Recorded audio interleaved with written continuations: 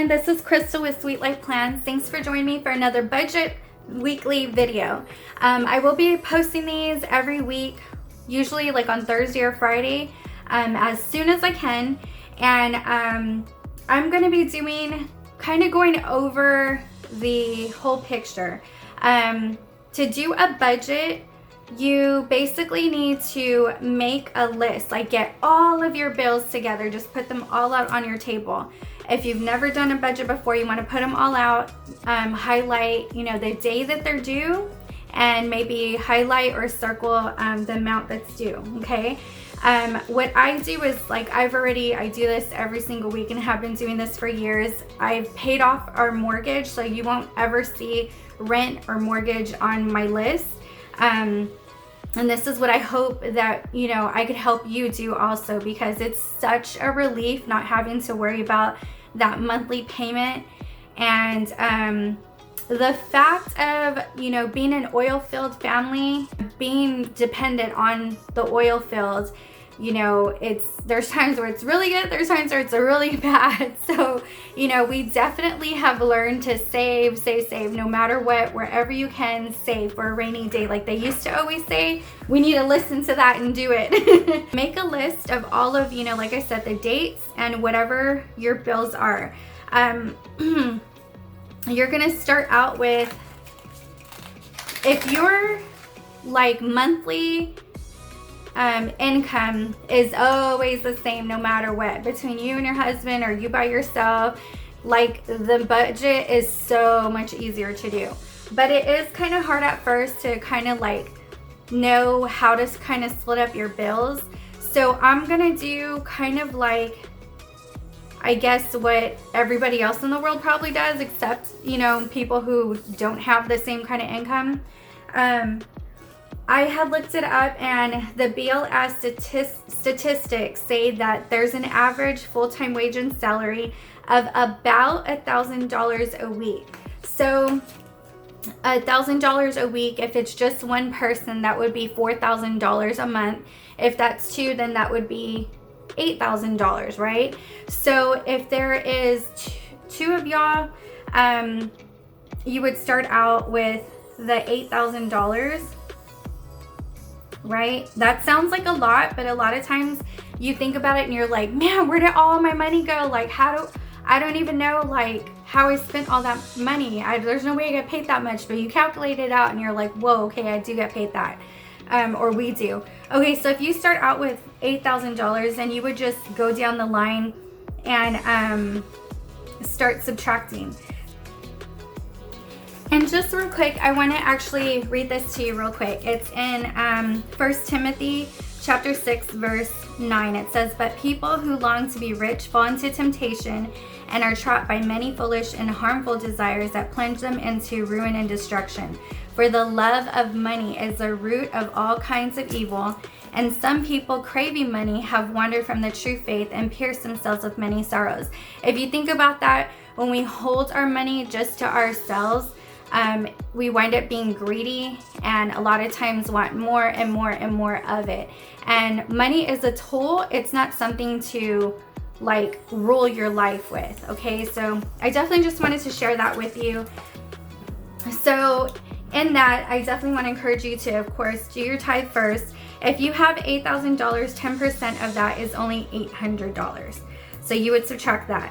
Then if you have any kind of offering that you want to give, say $20 I think is, I guess, fair. I don't know, some people may do 10. I don't know, whatever you think. Some people, if you're really tight with your money, or I mean not tight with it, but you're trying to budget because you just cannot afford it because of all your bills that you have right now, you may not even start out giving an offering and it just be off the tithe. But we're gonna go and go ahead and say $20. Okay, so $20, and there's 4 weeks in a month, that's only $80. Okay, so we can do that. We spend that much in one store, or buying stickers for our planners, so we can definitely do that. And then you would just start to list. So like our flag, for example, is $5 a month. Spectrum is like our internet. It's maybe like $45, $50 a month. I'll put 45. Ring, which is $3.25. CMFG, which is that insurance that my husband has, is $30. Utilities is I think it's like maybe $70, like for water and stuff. It's probably cheaper than that, but I don't know. I'm gonna put that. Electricity, ours is about $150 a month. PureFlix is $11.89. Car insurance, I think it's like maybe, I'm gonna put 140. I think it's like 120 something, but just in case.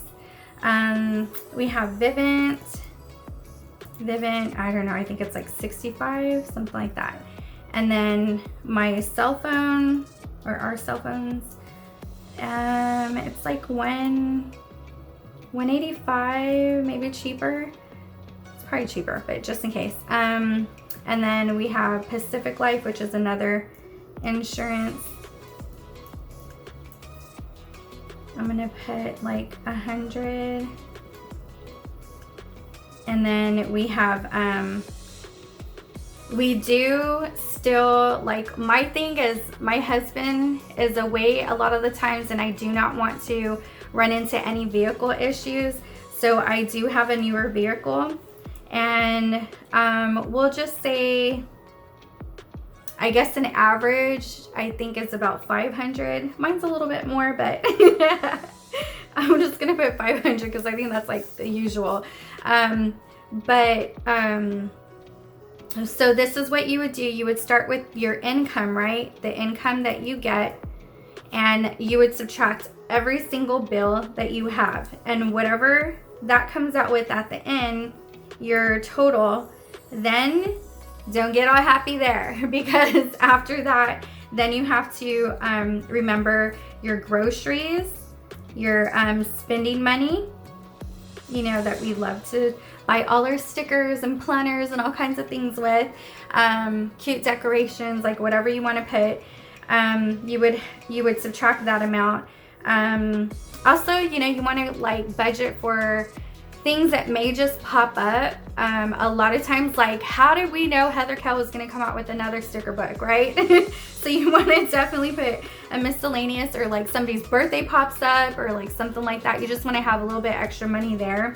And also, you definitely need gas money and restaurants, right? If you're going to be spending for restaurants. Okay.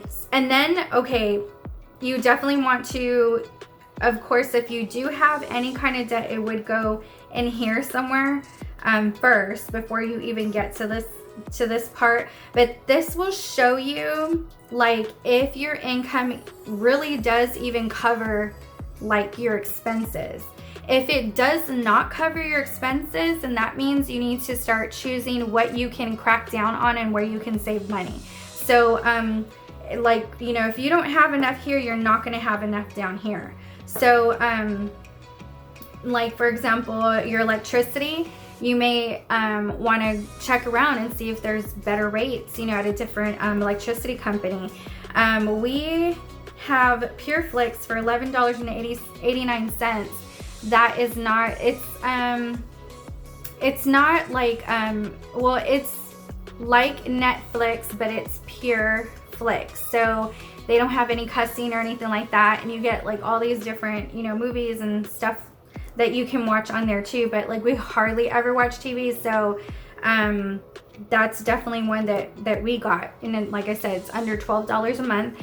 And you may want to check around with your cable. We used to pay like $187. It was almost $200 a month. Like, I think about it now and I'm like, Oh my goodness, like where in the world? Why would we do that? You may want to look into that. You may want to look into like your vehicle. If it is too much, downgrade. You know, like there's no shame. It's so much better with less stress over your bills than it is driving around in, you know, a vehicle that's a little newer. You can once you get your bills down to where you have pocket money left over, or you know, are picking up your savings, do it for a year, 2 years, 3 years. You can always go get another vehicle. So like us, for example, we have one vehicle. So that's another thing. We have one vehicle that we basically share. My husband does, I thank God, has a truck from his work that, you know, they let him use or whatever. So that's his truck, and we have that. I also have another vehicle. It's literally, oh my gosh, it's a 2003, but it's paid off, girl. So, you know, if anything were to happen to mine, if I couldn't afford another vehicle, I have that one to drive around in. It's fine, you know. So there's no shame when it comes to money. I would rather be stress-free than not being able to afford, you know, what I have. So you definitely want to keep that in mind. Start, you know, with the basics. This is how you do a monthly budget, and you're gonna notice that every week when I do a budget, it's gonna be totally different. My checks are usually the same, but my husband's are always different. So for example, this is also what I do is I have a list of all my bills, and in my my planner, let me go ahead and move this around so you can see it without the marker. Okay, so here is my monthly planner, right? I filled everything out with all of the bills that I have, which are all of these. So Flag, the first, the second, Spectrum, Ring, the 4 CMFG. Okay, so I have everything on here. Now, I'm getting paid this Friday, which is on the 6th. So my bills that I'm going to be paying out of my check, I put C's next to them, and the J's are for my husband. That's what he's paying. So I get paid on the 6th, and then I don't get paid until the 20th, right? So what I do is everything that is going to be due within those 2 weeks that belong to me, I write them down. So again, I had already done this video, but I guess it's kind of good because I can skip through it all. And it was a blessing to be able to explain, you know, a whole month budget the way I did over here, so you can understand that. But since I get paid on the 6th, of course, my tithe, offering, and Sunday school is always the same. And then my next bill is going to be StarTex, which is on the 13th. So I write down the 13th and how much it is. It's usually about $150, a little bit less usually, but I haven't gotten the email yet that tells me exactly what is going to be due, so I haven't put it in yet. And then but when I calculate it out, like when I actually do my budget and write it out and subtract everything, I'll put it down as $150, and then when I get the real amount, I'll just adjust it and see how much money I either have left over or need to get back, you know what I mean, before I put it all into savings. So I would put StarTex, my Citi card, which is gonna be from vacation. That's the only time I ever use my credit card. I hate that they make you use it, but they do.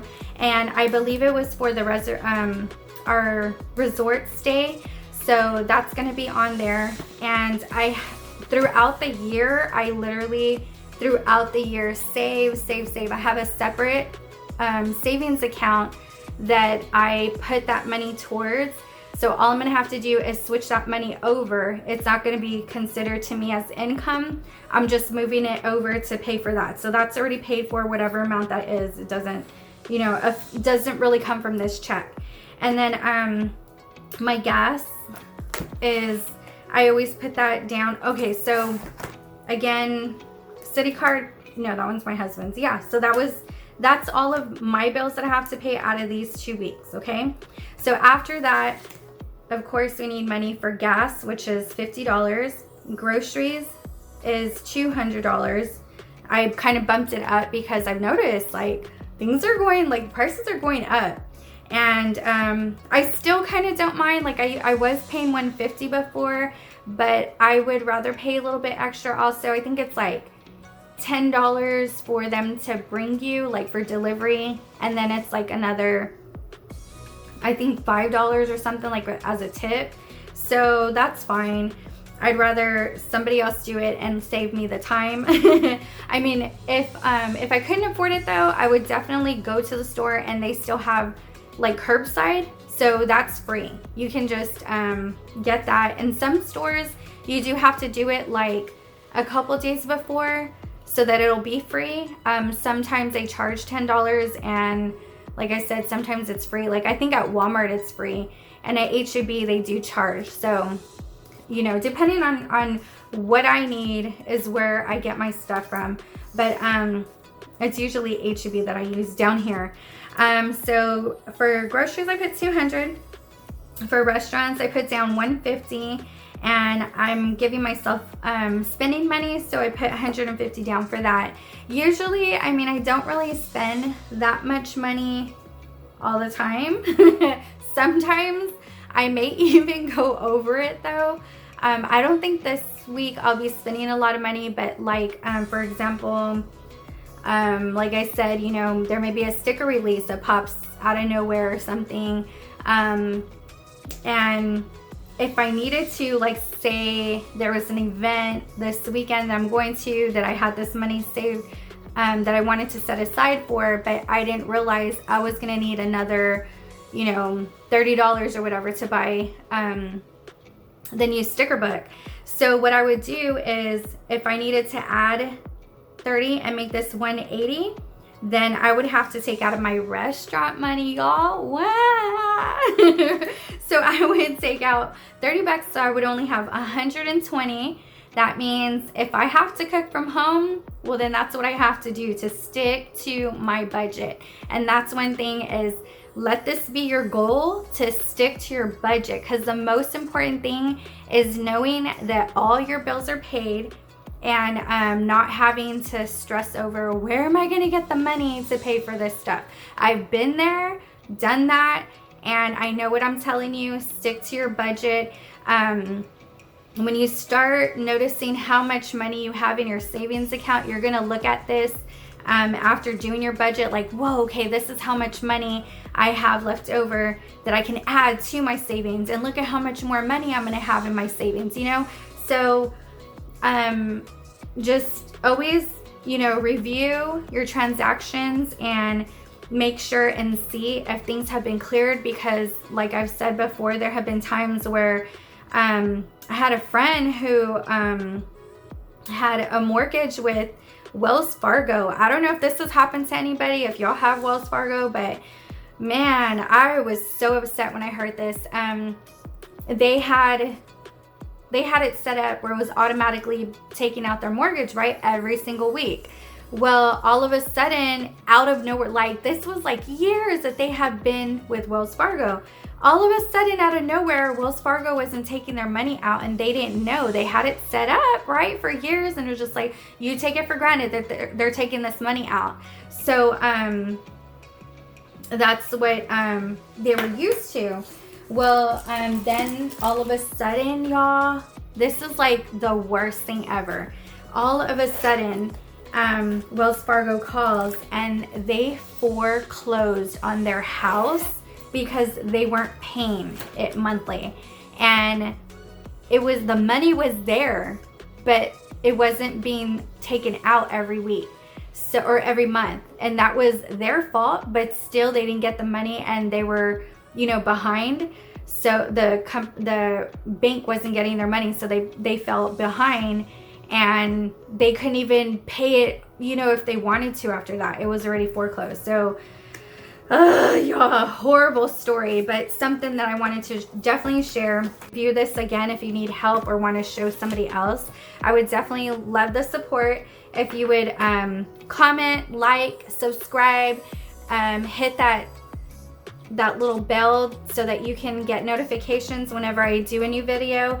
And definitely share. I would really appreciate it, you know, sharing with other people that you know may want to hear this or may need to hear something like this, or to learn like how to do a budget. So I really appreciate you for joining me this week, and hope to have you again for the next video.